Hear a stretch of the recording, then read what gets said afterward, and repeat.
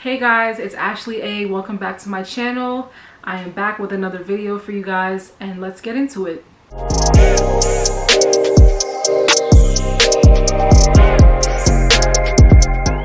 Okay, so this is now my 5th video. I took a couple of weeks off from recording, and I had some stuff going on, and I just kind of wanted to get back to myself, get focused again.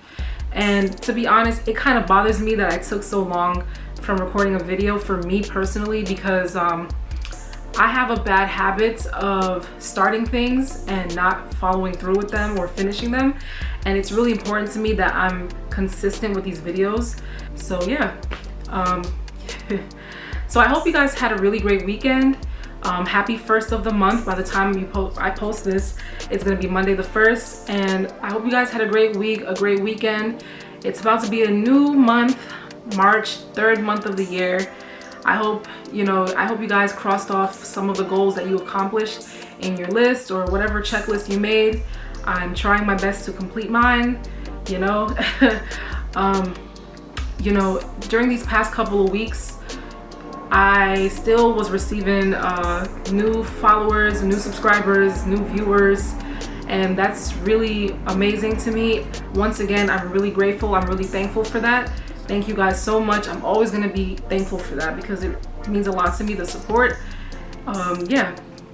So now, this show that I'm going to be talking about is called A Teacher on FX. I was watching it on Hulu because FX, you can watch FX shows on Hulu, but yeah, it's on FX. It's called A Teacher, and I actually started watching the show a couple months ago. Somebody had put me onto the show, and I was really fascinated by the plot and the storyline, so I was like, why not, let me watch it. So this is one of those series that actually started out as a movie. So it was actually a movie, and I had seen the movie on Netflix. Now the story is about a female teacher named Claire, and she gets a job as an English teacher, and she pursues a relationship with one of her high school students who's a senior named Eric.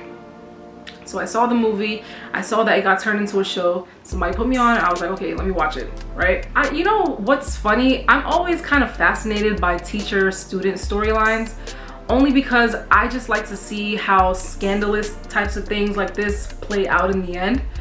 Obviously student-teacher relationships are frowned upon, but it's really fascinating to me that things like this portray on TV because it happens in real life, and you always think of like the male teachers pursuing the females, but in this case it's a female teacher pursuing a boy. Okay, so the show takes place in Texas, all right? So I'm not sure which part of Texas it takes place in, but the show does take place in Texas. So we have a little bit of a backstory with the show. So 1, it takes place in 2013. 2, you get to see a little bit of the backstory with the teacher, Claire. So it's 2013, and she takes a job as an English teacher at a high school. And it's her first day at the job. She's getting acquainted, she's meeting the staff, she's seeing how the students are, the dynamic of the school and stuff like that. And she's teaching English, and her students, they think she's attractive, they think she's hot. You ever see high school kids talking about girls? She's so hot, like, yeah, she's so hot. So yes, one of the students, Eric, who's the guy that she was seeing, Eric is popular, he's a senior, he's popular, he has a lot of friends, girls like him, he gets a lot of attention, so Eric works at a diner, a local diner, right? And he sees Claire, the teacher, there, and from there they start talking, they start, I guess, like exchanging numbers. From there she gives him a ride home. First red flag. I'm very big on red flags. She gives him a ride home, which she shouldn't have done. He follows her on Instagram. She accepts his request on Instagram. So okay, we see that Claire, let me backtrack a little bit. We see that Claire's in a marriage. She's married to a guy that's really not home all the time. He travels a lot. He doesn't really pay attention to her. So usually when you see women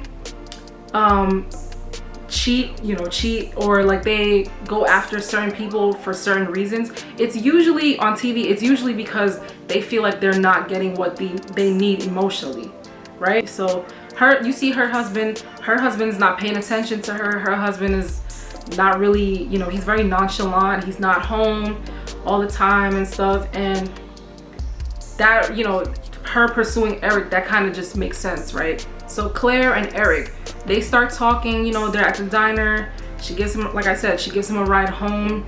He follows her on Instagram. She accepts his request for whatever reason. Did she accept the request? Actually, I'm not sure. And from there, they basically have like a low-key relationship. And, of course it's cringy, but I think she justifies it with the fact that he's not technically underage. I think he was like, either he was already 18 or he was 17 going on 18. I'm not sure. They have this low-key relationship now. So, they're meeting up on the low. They'll meet up after school. They'll meet up before school, or like she'll come over to his house at night. She'll pick him up, or they'll link up in the car, stuff like that.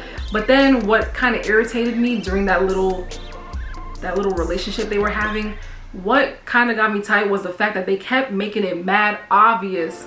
Like they would be walking around in the school. There were times like he would be with his friends and she would be with her coworkers, and then they start looking at each other, gazing each other in the hallways and stuff, just making it completely obvious. He kisses her in the classroom prior to them going out. He kisses her in the classroom. Anybody could have saw them. It's just not a good situation. Like if things didn't blow up the way it did, somebody in the school probably would have told on them. Now, Eric, like I mentioned, Eric has a lot of friends, and one of the friends starts to catch on that Eric is involved with someone. You know how different your friends act when they start talking to somebody or dealing with somebody, whatever. They start, their face change, like they're always all giddy and stuff like that. So one of the friends, Eric's friends, he catches on to it. He's like, dude, like, who are you texting all the time? Who are you smiling about all the time? Like, stuff like that. So obviously, like, he lies to his friends. Eric lies to his friends, and he's like, oh, I'm talking to this girl named Stephanie. It's not a big deal. They're like, okay, whatever. Claire and her husband, they're still kind of like in a weird space, still kind of on the outs, but Eric to her is like exciting. He's young. The relationship does turn sexual. So then we see that they start going away for the weekend and stuff. That's the only way for them to be together. And yeah. So like I said before, this wasn't just like a lust relationship. This was very emotional. So Eric starts to develop serious feelings for Claire at this point, and she starts developing some feelings for him too. But what I don't understand is, I don't know if she was trying to either lead him on or use him for some sort of like fulfillment in the moment, just because her husband wasn't there for her emotionally and stuff. But Eric does have feelings for Claire at this point. It's very obvious. He says he has feelings for her, that he's falling in love with her. He wants to pursue a future with her. So they go away for the weekend, and he's telling her all that stuff.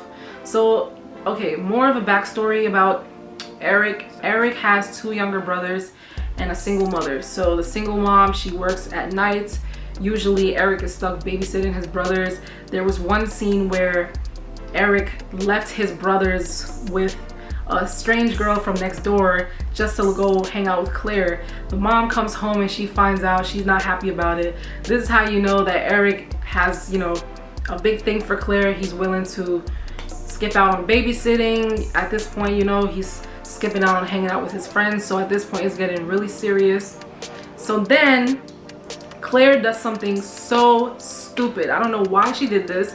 One of the co-workers that Claire works with, she became kind of close with, and they start having like a friendly relationship. They start hanging out outside of work, which is fine. That's usually what coworkers do. Sometimes they hang out outside of work.